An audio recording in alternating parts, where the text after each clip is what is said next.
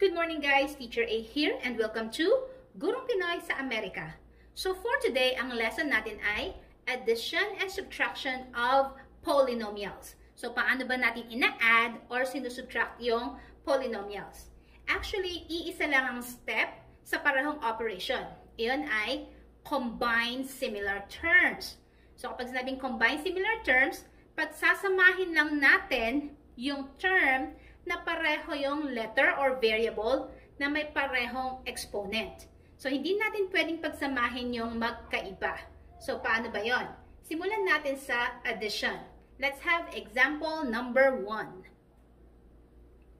So, ang given natin, add 3x squared plus 4x minus 2 and 5x squared minus 7x plus 4. So, dalawang methods ang pwede natin gamitin. Yung isa is yung horizontal, tapos yung isa, pwede natin siyang isolve vertically. So, ipapakita ko sa inyo both methods para makita nyo kung alin yung mas madaling gamitin. So, dun muna tayo sa horizontal method. So, kopyahin natin yung first na polynomial at isusulat natin siya inside the parentheses. Actually, kapag addition, pwedeng hindi na. Okay? So, we have 3x squared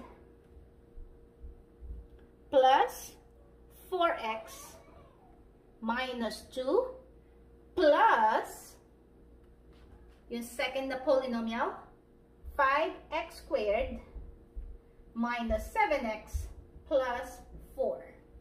So katulad ng sinabi ko kanina, simply combine similar terms. Pagsamahin lang natin yung pareho ng letter na may parehong exponent. Ano ba yon?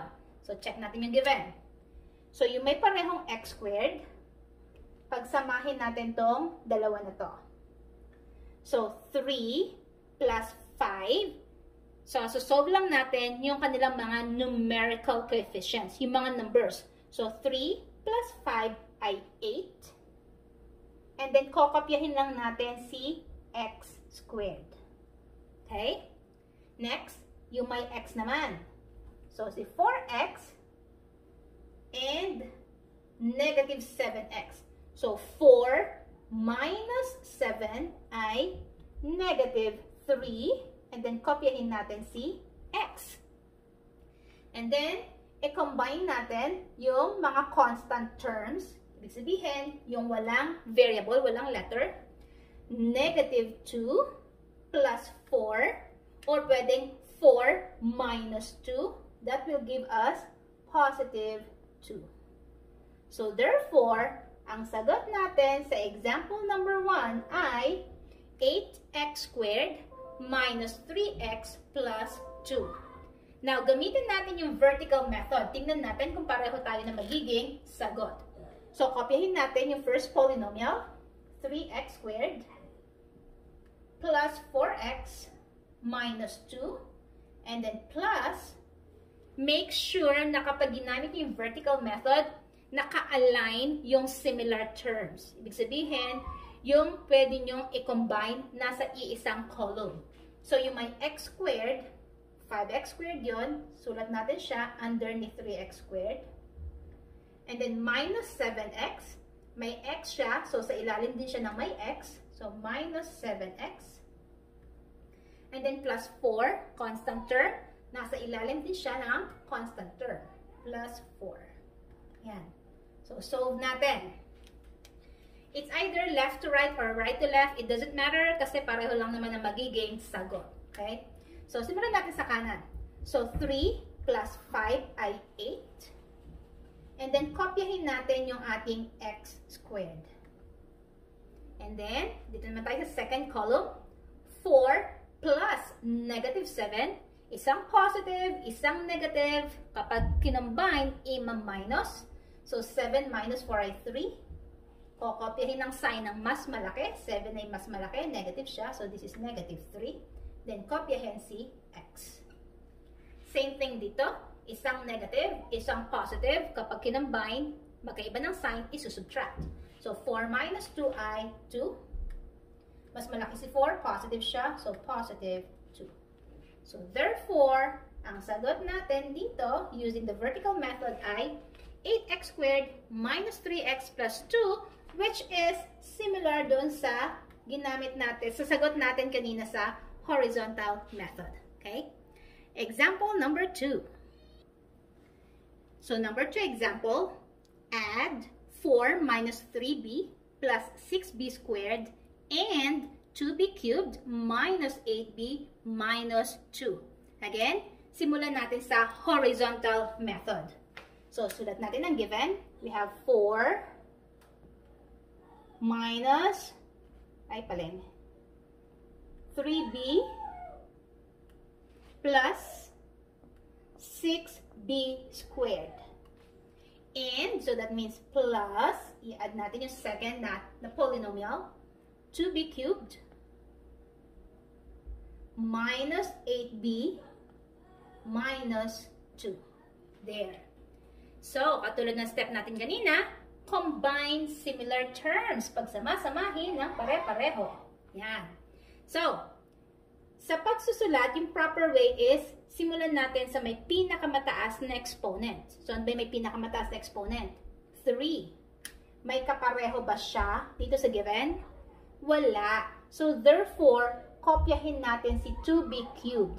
Kasi wala siya kapareho. O, kopyahin lang natin siya. So, after ng 3, syempre, susunod ay 2, pababa. So, meron tayo 6b squared. Meron bang naka-square dito?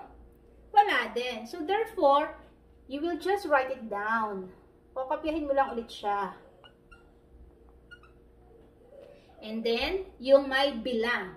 So, meron tayong negative 3b here. Meron din tayong negative 8b dito. So, pagsamahin natin. Negative 3 plus negative 8, parehong negative, combine the numbers, 3 plus 8 ay 11, then kopyahin yung common sign na negative. So, negative 11b. And then, yung constants natin, yung walang letters, si 4 at saka si negative 2. So, 4 minus 2 ay positive 2. So, therefore, ang sagot natin ay 2b cubed plus 6b squared minus 11b plus 2. Now, gamitin natin yung vertical method and let's check kung pareho na magiging sagot. So, we have here 4. So, i-arrange natin siya from highest down to constant term. So, 6b squared muna. So, we have here 6b squared, and then minus 3b, and then plus 4, plus 2b cubed. So, since walang cube dito, ibig sabihin, wala siyang katapat.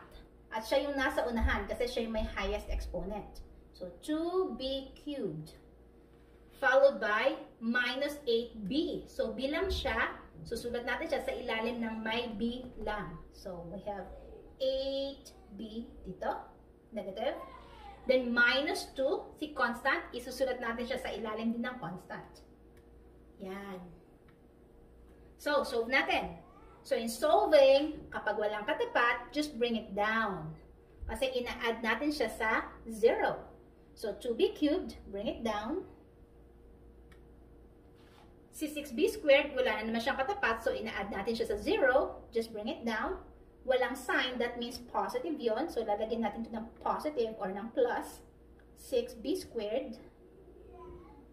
And then, si negative 3 plus negative 8, parehong negative. I-add ang numbers, 3 plus 8 ay 11. Kopyahin si negative sign. So, negative 11b.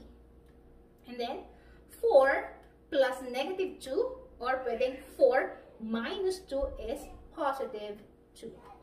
So, therefore, ang sagot natin ay 2b cubed plus 6b squared minus 11b plus 2, which is the same doon sa nakuha natin kanina. Okay? So, ganun lang mag-add ng polynomials. Now, let's have subtraction. So, ang given natin, subtract 2y squared minus 6y plus 3 from 4y squared plus 8y minus 1. So, kapag nakita niyo yung from, that means mauuna yung second na given. Kasi doon natin isusubtract yung unang polynomial. So, kopyahin natin tong una. Remember, and this is very important, na kapag sinolve natin siya using the horizontal method, kailangan yung each polynomial nasa loob ng parenthesis. Bakit? Mamaya makikita nyo. So, kopyahin natin yung first polynomial, which is 4y squared plus 8y minus 1. Plus 8y minus 1.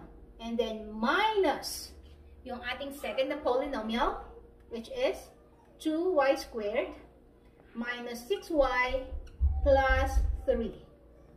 Now, bakit siya naka-parenthesis?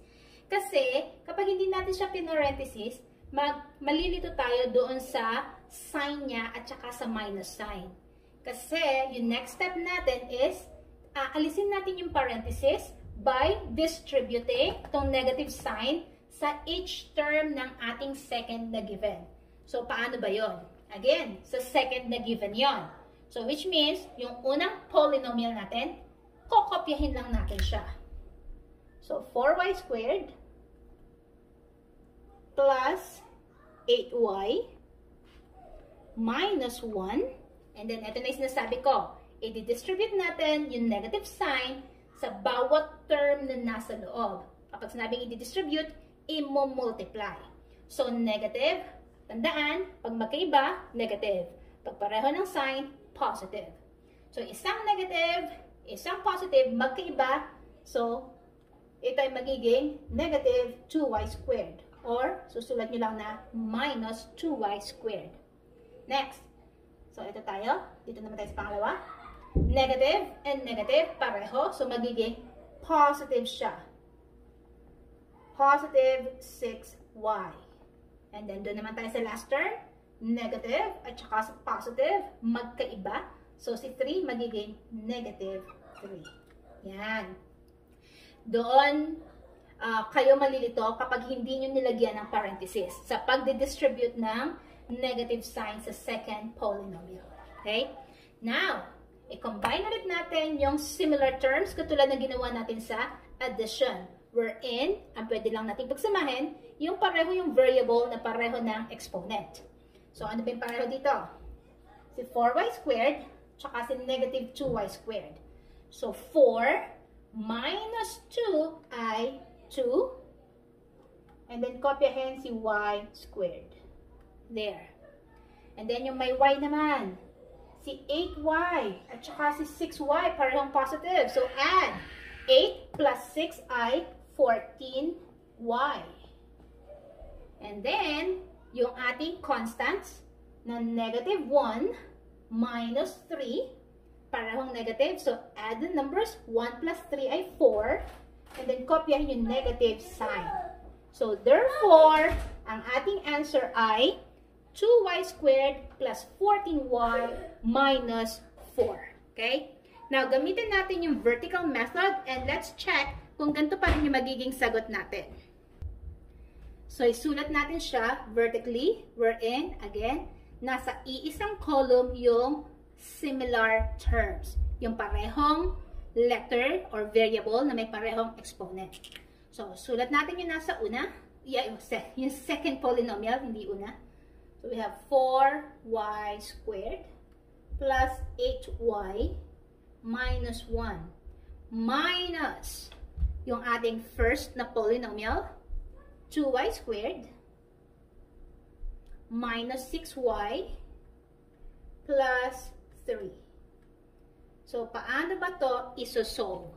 So, kapag ginamit natin yung vertical method, meron din tayong gagawin muna. So, yung ating minus sign, papalitan natin siya ng plus sign. And then, kukunin natin yung opposite or reverse inverse ng mga terms sa ating second polynomial. So, si positive 2y squared magiging negative. Si negative 6y magiging positive.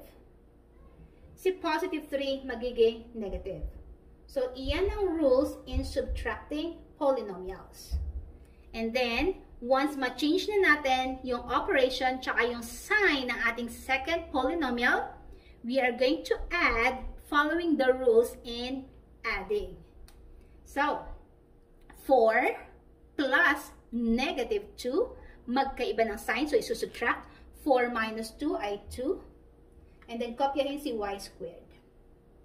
And then, si 8 plus, positive na siya, 6, both positive, so i-add 14y. And then, negative plus, negative 1 plus negative 3, parehong negative, so i-add natin yung numbers. 1 plus 3 ay 4, kopyahin si negative sign, so we have minus 4 or negative 4. So, therefore, ang sagot natin ay 2y squared plus 14y minus 4, which is pareho doon sa na-solve natin kanina. Okay? So, let's have our last example. Okay, second example, so subtraction. We have subtract 6 minus 2b plus 4b squared from b cubed minus 4b minus 3. Again, ang first step natin, isusulat natin siya, both polynomials, sa loob na parenthesis. So, since from na naman ang ating word, so that means mauuna yung ating second polynomial. So, we have here b cubed minus 4b minus 3. And then minus yung ating first polynomial na 6 minus 2b plus 4b squared. There. So, second step, i-distribute natin yung minus sign or yung negative sign sa pamamagitan ng pagmumultiply ng sign na to sa bawat sign ng nasa loob ng second polynomial habang kinokopya yung unang polynomial. So, sulat natin yung first polynomial natin na b cubed minus 4b minus 3. And then, dito, i-distribute natin. Negative times positive ay negative 6.